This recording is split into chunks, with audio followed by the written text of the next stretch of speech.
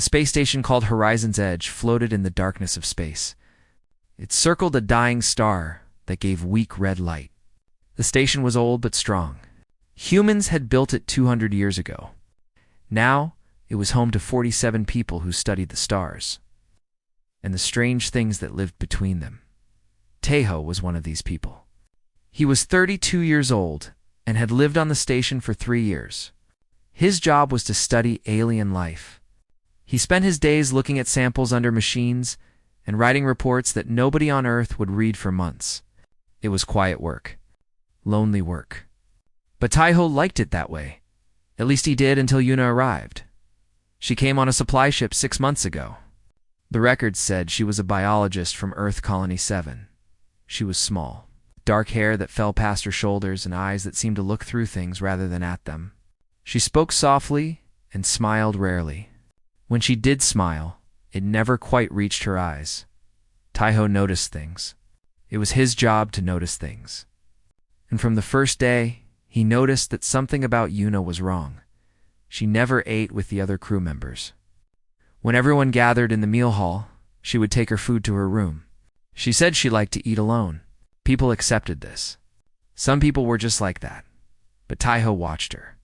He saw that she never actually carried food to her room. Her tray was always empty when she left. She avoided the medical bay. Every month, all crew members had to get health scans. It was required. But somehow Yuna always had an excuse. She was busy with work. She had already done her scan on the night shift. The doctor, an old man named Wujin, complained about this. But nothing ever changed. The strangest thing was how she knew things before anyone else. When a solar flare approached the station, Yuna told people to move away from the outer walls 3 minutes before the sensors detected it. When a pipe burst in the lower decks, she was already walking toward it with tools before the alarm sounded. Tejo asked her about this once. She looked at him with those strange eyes and said, "I just have good instincts." He did not believe her. The station was busy now because visitors had arrived. 2 groups of aliens had come for a meeting about trade routes near the dying star. The first group was the Velthrani. They were tall beings made of living crystal. Their bodies were sharp and beautiful, catching the light and throwing rainbows on the walls. They moved slowly and spoke in voices like breaking glass. Elder Kios was their leader. He was ancient, and his crystal body was clouded with age. But his mind was sharp as a blade. The second group was the Morvith. They were traders who looked like squids walking on land. Their bodies were soft and wet, and they smelled like the ocean. They laughed a lot and tried to sell things to everyone. Captain Murray, a Morvith with blue skin, led them. Tejo did not care much about trade meetings. He stayed in his lab and continued his work. But he noticed that Yuna became very quiet when the Velthrani arrived. She stopped walking in the main corridors. She took long paths through empty sections of the station to avoid them. One night, something strange happened. Tejo was working late in his lab when the lights flickered. This was not normal. The station's power systems were old, but reliable. He checked his computer and saw alerts appearing on the screen. Systems in the lower decks were failing. Water was flooding Section 7. He left his lab and walked toward the main control room. On the way, he passed Captain Jisoo. She was the station commander. A woman of 45 with gray in her hair and steel in her voice. She was talking quickly with her engineers. "The pumps are not responding," one engineer said. His name was Do Yan, a large man with rough hands. "Someone has locked us out of the system." "Sabotage?" Jisoo asked. "Maybe. Or maybe the old systems are finally dying." Tejo stood nearby, listening. That was when Yuna appeared. She walked toward Jisoo with calm steps. "I will go check the lower decks," Yuna said. "I know those systems well." Jisoo looked at her. "It is flooded down there. Dangerous. I will be careful." Jisoo thought for a moment, then nodded. "Take a radio. Report what you find." Yuna walked away toward the lower decks. Tejo watched her go. Something in his chest told him to follow. He had spent 6 months watching this woman and finding no answers. Maybe tonight he would finally understand. He waited 1 minute. Then he followed her. The lower decks were dark and wet. Water covered the floor up to Taiho's ankles. The emergency lights gave only weak red glow. He moved slowly, trying not to make sound. Ahead of him, he could hear Yuna's footsteps. She walked with purpose, like she knew exactly where to go. She did not look at her map or check her computer. She simply walked. Finally, she reached a door marked AI Core, authorized only. This was the heart of the station's computer brain. Only a few people were allowed inside. Yuna opened the door without using any key or password. The door just opened for her. Taiho hid behind a corner and watched inside the room. Machines hummed and blinked with colored lights. The main AI computer was a large column in the center, covered with screens and cables. Half of it was damaged. Wires hung loose, and some screens were dark. Yuna walked to the computer and placed her hand on it. Then she spoke. But the words that came from her mouth were not human words. They were sounds Taiho had never heard before. Clicks and whistles and tones that seemed to vibrate in his chest. It was a language, but not one from any database he knew. And then the computer answered. The AI spoke back in the same strange language. Its screens flickered, and new lights appeared.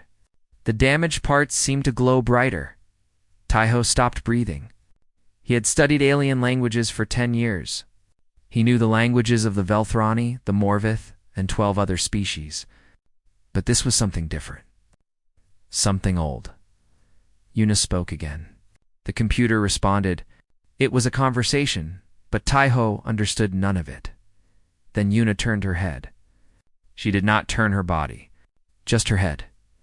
It moved too far, turning almost completely around.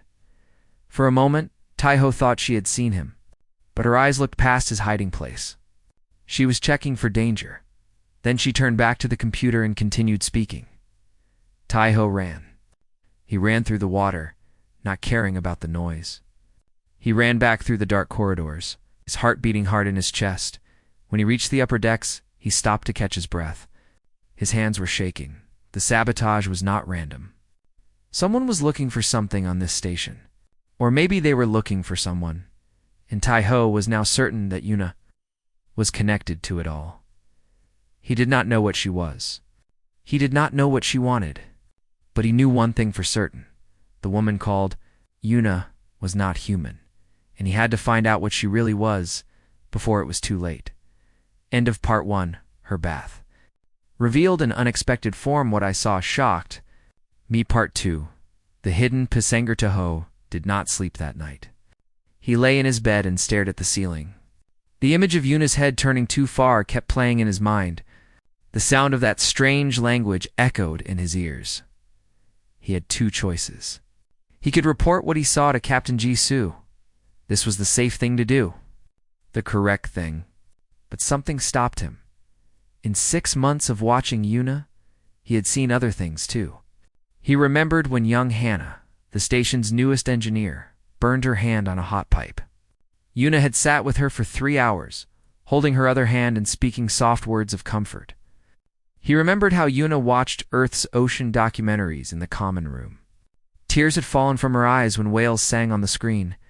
Whatever Yuna was, she did not seem dangerous. Strange, yes. Mysterious, yes. But not evil. Still, Taiho needed answers. The next morning, he found Yuna in the botanical garden. This was a small room filled with plants from Earth. The station crew grew vegetables here, but also flowers. Yuna sat among the roses, her eyes closed, her face peaceful. Taiho sat down next to her. For a long time, neither of them spoke. "You followed me last night," Yuna said finally. Her eyes stayed closed. Taiho felt his heart beat faster. "Yes, you saw things you do not understand." "Yes." Yuna opened her eyes and looked at him. Her gaze was heavy, filled with centuries of tiredness. "Are you going to tell the captain?" Taiho thought about this question. "I have not decided yet. I think you should tell me what is happening first." A small smile touched Yuna's lips. It was sad. "You are brave. Or foolish. Maybe both. People often say that about scientists." Yuna stood up and walked to the window. Outside, the dying red star filled the sky. "I am not your enemy, Taiho. I am nobody's enemy." but there are those who would say otherwise. She turned to look at him. Not all monsters look monstrous, and not all victims look innocent. Before Tai-Ho could respond, the station's alarm began to sound. A calm voice spoke from the walls. All senior staff report to the conference room. Emergency meeting. Yuna's face became pale. It has begun, she whispered. They walked to the conference room together. Inside, Captain Jisoo sat at the head of the table. Doyon stood behind her, his arms crossed. The Velthrani delegation was there too. Elder Kios stood tall, his crystal body catching the light. His eyes, if they could be called eyes, were fixed on the door. When Yuna entered, those eyes followed her. Thank you all for coming, Captain Jisoo said. Her voice was calm but firm. Elder Kios has made a request. I want everyone to hear it. The ancient Velthrani stepped forward. When he spoke, his voice sounded like wind through broken glass. We thank you for your hospitality, Captain. But we must now speak of a serious matter. We have reason to believe that a dangerous fugitive is hiding on this station. Whispers filled the room. Tai-Ho watched Yuna. Her face showed nothing. What kind of fugitive? Jisoo asked. An Ethereum Elder Kios said. The word fell like a stone into water. Du-Hien frowned. I have never heard of this species. If you have, Kios said. We believed them extinct. 3,000 years ago, the galaxy fought a great war against the Ethereum Empire. They were shapeshifters, creatures of living light that could take any form. They consumed other species, enslaved entire worlds. The war lasted 200 years. When it ended, we believed every Ethereum was dead. The room was silent. Tai-Ho felt cold. But now we have information that one survived, Kios continued. It has been hiding among lesser species for centuries, moving from world to world, ship to ship. We tracked it to this station. Captain Jisoo's eyes were hard. And what do you want us to do? A full bioscan of every person on this station. The Ethereum can copy human form perfectly, but our scanners can detect their true nature. We will find the creature and execute it for its crimes against the galaxy. Shu stood up slowly. She was much shorter than the Velthrani, but in that moment, she seemed just as tall. No, Kios tilted his crystal head. No, this is a human station. We follow human laws. I will not force my crew to submit to invasive alien scans based on stories about ancient wars. You do not understand the danger. The Ethereum are weapons of mass destruction. A single one could kill everyone on this station in seconds. Then I will take that risk. Jisoo's voice did not waver. Under galactic law, I have the right to refuse any procedure that violates my crew's privacy and dignity. If you have evidence that a specific person is this creature you seek, present it. Otherwise, this conversation is over. Elder Kios stood very still. The light in his crystal body seemed to darken. You are making a terrible mistake, Captain. We will remember this. I will remember your threat, Jisoo replied. This meeting is finished. Velthrani left without another word. When they were gone, Jisoo sat down heavily. She looked very tired. Do you believe them? Doyon asked. I believe they believe it, Jisoo said. Whether it is true is another matter. Ancient empire of shape-shifting monsters. It sounds like a story to scare children. Tai-Ho said nothing. He looked at Yuna. She stood in the corner, her face still empty of emotion. But her hands were shaking. That night, Tai-Ho could not rest. He walked the station's corridors, trying to think. The observation deck was his favorite place. The large windows showed the stars in all their cold beauty. He was not alone. Yuna stood before the largest window, her body perfectly still. She stared out at the darkness. Tai-Ho walked toward her slowly. As he got closer, he stopped. Something was wrong with her reflection. In the glass, he could see himself clearly. But Yuna's reflection was different. It was taller. Much taller. And there were shapes around it. Lines that could be arms. Many arms. Too many, he must have made a sound. Yuna turned her head. Just her head. Too far, too fast. Like a bird. Like a machine. Like nothing human, their eyes met. Hers were no longer brown. They were silver. Glowing silver, the moment stretched like rubber. Taiho could not move, could not breathe, could not think. Then Yuna's eyes became brown again. Her body relaxed. She looked human once more, but Taiho had seen, and she knew he had seen, should not have seen that, Yuna whispered. Her voice was filled with sorrow, not anger, not threat, just endless, ancient sadness. Taiho's heart pounded in his chest. He had found his answers. Yuna was the Ethereum, the last of a dead race. A monster from old stories, but standing here looking at the pain in her eyes, he could not see a monster. He saw only someone who was very, very alone. I will not tell them, he said. The words came before he could stop them. Yuna stared at him. Why? He did not have a good answer. So he spoke the truth. Because I want to understand. I want to know what you really are, not what they say you are. Yuna was quiet for a long time. Then she nodded slowly. Then you will learn, she said. But you may wish you had not. 3 days passed after the night on the observation deck. Taiho kept Yuna's secret. He did not know why. Maybe he was curious. Maybe he was foolish. Maybe he saw something in her eyes that made him believe she was not the monster, the Velthrani. Described Yuna avoided him during those days. When they passed in the corridors, she would look away and walk faster. It hurt Taiho more than he expected. He had offered her trust. She had given him silence. The station grew tense. The Velthrani watched everyone with their cold, crystal eyes. They stood in corridors and said nothing. They attended meals and ate nothing.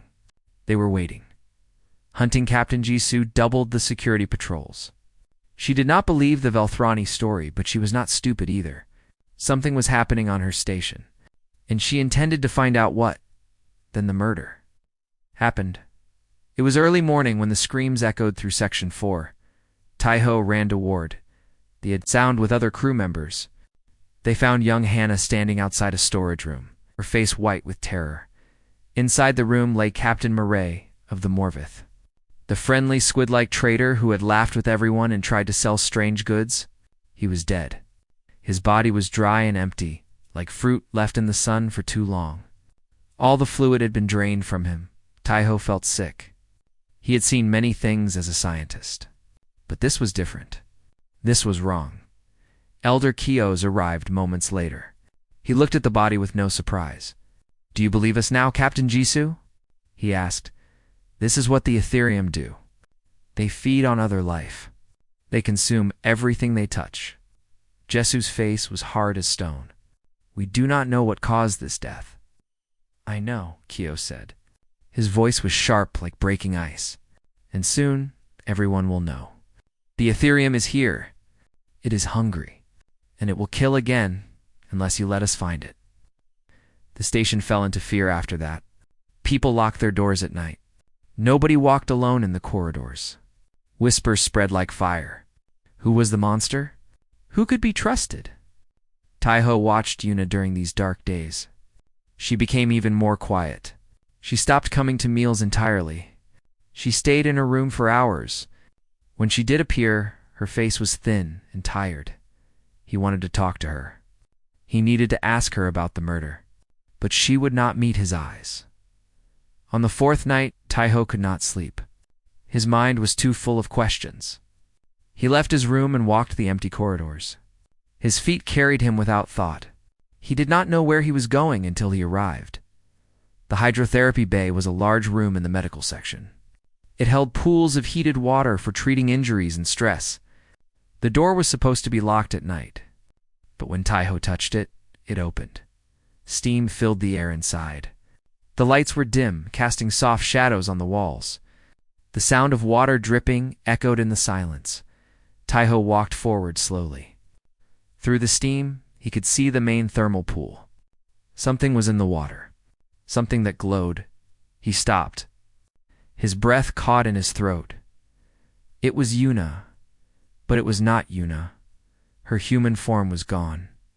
In its place was something beautiful and terrible. A being of pure light, shifting between liquid and solid. Her body had no fixed shape. It flowed like water, rippled like silk, burned like gentle fire. Colors moved through her that had no names. Silver and gold and deep purple and the blue of distant stars. From her center, tendrils of light extended outward. They touched the water and made it glow. They reached toward the ceiling and left trails of soft radiance. She was larger than a human, smaller than a monster. She was nothing Taiho had ever seen in any database, any study, any dream. Then she turned. If something without a fixed form could be said to turn, where a face should be, there were eyes. Many eyes. Compound eyes like an insect, but filled with light instead of darkness. And in those eyes, Taiho saw something that surprised him. He saw sorrow, deep, ancient sorrow that stretched back thousands of years. The loneliness of being the last, the pain of hiding in false skin for centuries, the exhaustion of running from death that never stopped following. He saw her, really saw her, not as a monster, not as a fugitive, as a person, a very tired, very sad person. Yuna did not attack. She did not flee. She simply floated in the glowing water and looked at him with those strange, beautiful eyes. "Now you know what I am," she said. Her voice was different now. It came from everywhere at once. It vibrated in the water and the air and Taiho's bones. "The question is, what will you do?" Taiho's legs felt weak. He sat down on the wet floor. He could not run even if he wanted to. "Did you kill the Morveth captain?" His voice was barely a whisper. Yuna's light flickered with something like pain. "No. I have not fed on another being in 2,000 years. I learned to survive on sunlight, on radiation, on the energy that flows through machines. I chose to stop being what my ancestors were." "Then who killed him?" "I do not know. Perhaps the Velthrani themselves. They need proof of the monster they seek. What better proof than a body drained of life?" Taiho thought about this. It made terrible sense. "The Velthrani story," he said slowly. "The ancient war. The evil empire. Is it true?" Yuna's form rippled. She floated closer to the edge of the pool, her light reflecting off Taiho's face. "There was a war," she said. "That much is true. But the rest is lies. My people were not conquerors. We were refugees. Our home world was dying, poisoned by our own foolishness. We fled to the stars and begged for shelter." Her light dimmed with memory. "The other species saw what we could do. We could change shape. We could merge with machines. We could live for thousands of years. They feared us. Some wanted to use us as weapons. Others wanted to study us like animals. We refused both, so they destroyed you," Taiho said. "They called it war, but it was execution. We had no army, no weapons. We only had our ability to hide. One by one, they found us, erased our history, and wrote their own. In their version, we were the monsters. It is easier to kill monsters." Taiho's heart hurt. He thought of human history, the lies powerful people told about those they destroyed. It was the same story, repeated across time and space. "How did you survive?" he asked. "I hid. I became human after human after human. I watched your species rise from caves to stars. I loved you, your art, your music, your stubborn refusal to surrender to the darkness. I wanted to be part of your story, even if I could never truly belong." Sirens suddenly screamed through the station. Red lights flashed on the walls. Yuna's form contracted with fear. "They have found me." Taiho stood up. He did not think. He only acted. "Can you become human again? Quickly?" "Yes, but they have scanners now. They will see through any form I take. And stay here. Hide. I will try to stop them." Yuna's many eyes looked at him with wonder. "Why would you help me? You barely know me. You do not even know if my story is true." Taiho moved toward the door.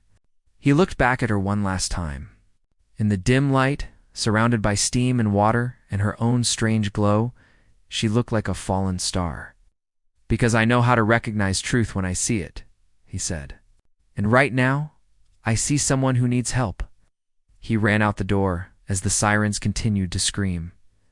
Taiho ran through the corridors as red lights flashed and sirens screamed. His heart pounded in his chest. He did not have a plan. He only knew that he had to do something. He found Captain Jisoo in the main control room. She stood before the large screens, her face grim. Do-Yin was beside her, typing fast on his computer. Around them, crew members rushed back and forth in controlled panic. "What is happening?"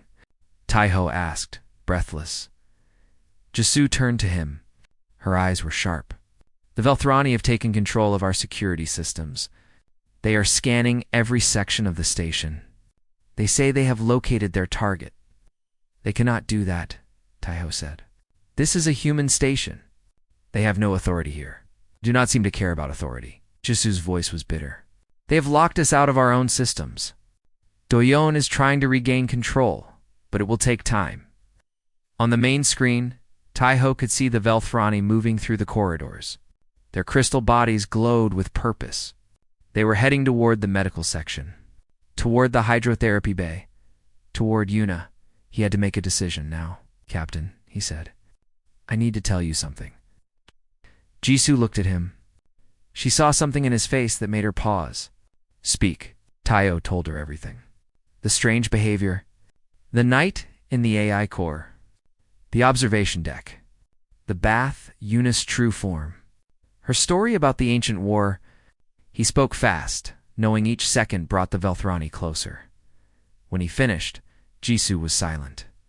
Her face showed nothing. "You knew," she said finally. "You knew there was an alien hiding on my station, and you said nothing. I was not certain until tonight. And even now, I do not believe she is dangerous. The Velthrani are lying about what happened 3,000 years ago. You believe the word of a shapeshifter over the records of an ancient civilization?" Taiho met her eyes. "I believe what I saw in her eyes. She is not a monster. She is a survivor, the last of her kind. If we give her to them, they will kill her." Jisoo turned away. She looked at the screen showing the Velthrani approaching the medical section. Captain Do-Yin said suddenly, "I found something strange. The death of the Morvith captain." The security footage for that corridor was deleted, but the deletion came from a Velthrani access code. Oh. Jisoo's eyes narrowed. They killed their own witness to create proof of a monster. "It seems likely." The room fell silent. Everyone looked at Captain Jisoo. She was the leader. The decision was hers. Jisoo closed her eyes for a long moment. When she opened them, they were filled with fire. "Do-Yin, can you lock the doors to the medical section?" "Yes, but only for a few minutes. They will break through. Do it. Buy us time." She turned to her crew. "Everyone, listen carefully. We are about to do something very stupid. We are going to protect a refugee from an alien empire that could destroy us all." The crew stared at her in shock. One officer said, "The Velthrani have warships. They have influence across the galaxy. If we defy them, they could cut us off from all trade. They could attack us," as Jisoo said simply. "They could. But since when do humans hand over refugees to executioners? Since when do we believe stories told by the powerful about the weak?" She looked at each person in the room. "I became a captain to protect my crew. But that protection means nothing if we throw away the values that make us human." Taiho felt something warm in his chest. Pride. Hope. He did not know what to call it. "There is a law," he said. "Galactic Asylum Law, Article 7. Any being fleeing persecution can claim sanctuary on human-controlled territory. The persecution must be investigated before any action is taken." Jisoo smiled. It was a warrior's smile. "Then let us give our guests sanctuary." Do-Yin's fingers flew across his keyboard. Doors slammed shut throughout the medical section. Alarms began to sound as the Velthrani found themselves locked out. Moments later, Elder Kios appeared on the communications screen. His crystal face showed rage. "Captain Jisoo, you are interfering with galactic justice. Open these doors immediately." Jisoo stepped forward. She was small compared to the towering alien, but her voice filled the room. The being you seek has claimed asylum on this station. Under galactic law, we are required to protect her until an independent investigation is completed. If you have evidence of crimes, present it to the Galactic Court. Until then, she stays with us. You are protecting a monster that has killed billions. I am protecting a refugee until the truth is known. That is what humans do. Kios was silent for a long moment. When he spoke again, his voice was cold as deep space. You have made your choice, Captain. Now face the consequences. The screen went dark. Seconds later, the station shook. Through the windows, Tai-Ho could see a massive ship appearing from nowhere. A Velthrani warship. It had been hiding, waiting for this moment. The ship was beautiful and terrible. Crystal spires and sharp edges caught the red light of the dying star. Weapons glowed along its surface. It was designed for one purpose: destruction. They were prepared for this, Doyan said. His voice was tight with fear. Of course they were, Jisoo replied. They never intended to leave without their prize. A new message appeared on the screens. The Velthrani words translated automatically. Surrender the Ethereum within 1 hour, or be destroyed. The station fell silent. Everyone understood what this meant. They were 47 humans on an old research station. Against them stood an empire with ships and weapons beyond counting. They were going to die. Tai-Ho looked around at his crewmates. He saw fear in their eyes. But he also saw something else: determination, pride, a stubborn human refusal to bow. Nobody suggested surrender. Well, Doyan said, breaking the silence, if we are going to die, we might as well die doing something clever. Captain, I have an idea, but you are not going to like it. It was a small sound, but real. Tell me your stupid plan, old friend. We have nothing left to lose. Doyan explained his plan quickly. The station had an emergency jump drive. It was old technology, barely tested, designed for one use only. If they could power it up, they could jump the entire station to human core space. Safety, home. The problem, Doyan said, is power. The jump drive needs more energy than we can produce. Even if we shut down every system on the station, we would still be short by 40%. Then we cannot use it, Jisoo said. Not unless we find another power source. Tai-Ho's mind raced. Power, energy, and then he remembered what Yuna had said. Her people could merge with machines. They could absorb and channel energy. I might know someone who can help, he said. He ran to the hydrotherapy bay. The doors were still locked, but they opened for him. Inside, Yuna waited in her human form. She looked pale and tired. I heard everything through the station's systems, she said. The Velthrani will not stop. They will destroy this station and everyone on it just to kill me. Then help us escape, Tai-Ho said. Your people could merge with machines. Could you power the jump drive? Yuna's eyes widened. That would require me to fully connect with the station's core. I would have to become part of the machine. It would be dangerous. I might not survive. Definitely will not survive if we stay here. Yuna was quiet. She looked at the floor, at the walls, at the ceiling. She was looking at the station. At the metal and wires and circuits that held 47 human lives. Your people barely know mine, she said softly. 3,000 years of hiding, and humans never hunted me. Never feared me. You watched your ocean documentaries and let me cry beside you. You grew flowers in the darkness of space and did not ask why I loved them so much. She looked at Tai-Ho with those strange, ancient eyes. Why do you risk everything for me? Tai-Ho thought of the question. He thought of Captain Jisoo standing against an empire. He thought of Doyon working on an impossible plan. He thought of every human who ever refused to give up, because that is what we do, he said. We protect the people who need protecting, even when it is stupid, even when it is dangerous, even when we have nothing to gain.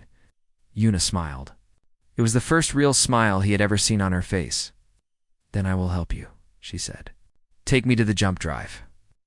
They ran through the shaking corridors. The Velthrani warship, had begun firing warning shots.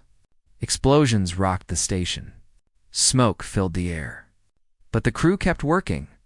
Nobody ran to the escape pods. Nobody surrendered. They reached the engineering bay where the jump drive waited. It was a massive machine, covered in cables and blinking lights. Doyen stood before it, his face covered in sweat. "It is ready," he said. "But we still do not have enough power." Una stepped forward. Her human form began to shimmer and fade. Light leaked from her skin, from her eyes, from her fingertips. "You will have power," she said. She walked to the machine and placed both hands on its surface. Then she began to change. Her body dissolved into pure light. Tendrils of energy flowed from her and into the machine. The cables began to glow. The lights flashed faster and brighter. The entire room hummed with power. "It is working," Doyen shouted. Power levels rising. 70%. 80. 90. The station shook violently. On the screens, Taiho could see the Velthrani ship charging its main weapon. A beam of light that could cut the station in half. 100%, Doyen yelled. "Jump drive ready? All crew, hold on to something." Jisu's voice echoed through the station. "Jumping in 3, 2, 1. The universe twisted. Colors and lights and sounds all mixed together into something that hurt to experience. Taiho felt like he was being pulled apart and pushed together at the same time. Then it was over, through the windows. He could see new stars, familiar stars. Earth's sun was visible in the distance. They had made it. They were in human core space. But where was Una? Taiho ran to the jump drive. The machine was dark now, its power spent. At its base, a figure lay on the floor. Una. She was in her true form, her body of light dim and flickering. Her many eyes were closed. Una Taiho knelt beside her. "Can you hear me?" Slowly, her eyes opened. They were weak, but alive. "We made it." She asked, "We made it. You saved us all." Una's light flickered brighter for a moment. Something like a laugh vibrated through the air. "Humans are strange creatures," she said. "You could have surrendered me. Saved yourselves. Why did you not?" "Because we know what it means to be hunted," Jisu said. She had entered the room and now stood over them. "We know what it means to be alone and afraid. And we decided long ago that we would never make others feel that way. Not if we could help it." Ships began to appear on the sensors. Human ships. Rescue vessels and military escorts. News of what happened was spreading fast across the communication channels. A tiny research station had defied an empire to protect a refugee. The galaxy was watching. Weeks later, Taiho sat with Una in the station's new garden. Earth's government had repaired the station and moved it to a safer orbit. They had also sent a clear message to the Velthrani: the Ethereum was under human protection. Any attack would be considered an act of war, the Velthrani had protested. They had threatened, but they had not attacked. Perhaps they were surprised. Perhaps they were afraid. Perhaps they realized that humans were more dangerous than they looked. Una had recovered slowly. She could hold a human form again, though. Sometimes her light showed through her skin like stars, through thin clouds. "Why?" she asked again. It seemed to be her favorite question. "Your species barely knows mine. Why risk everything?" Taiho looked at the flowers around them. Earth roses and alien blooms growing side by side. "Because we know what it is like to be afraid," he said. "To be hunted. To be alone. And because sometimes the measure of a species is not how strong they are. It is who they protect when they do not have to." Una's form shimmered. Light rippled through her like waves through water. "Then perhaps," she said softly, "humanity is stronger than anyone knows." Taiho smiled. Above them, the stars shone bright, and somewhere in the galaxy, other species began to whisper about the strange creatures called humans, the ones who protected monsters, the ones who defied empires, the ones who believed that kindness was the greatest strength of all.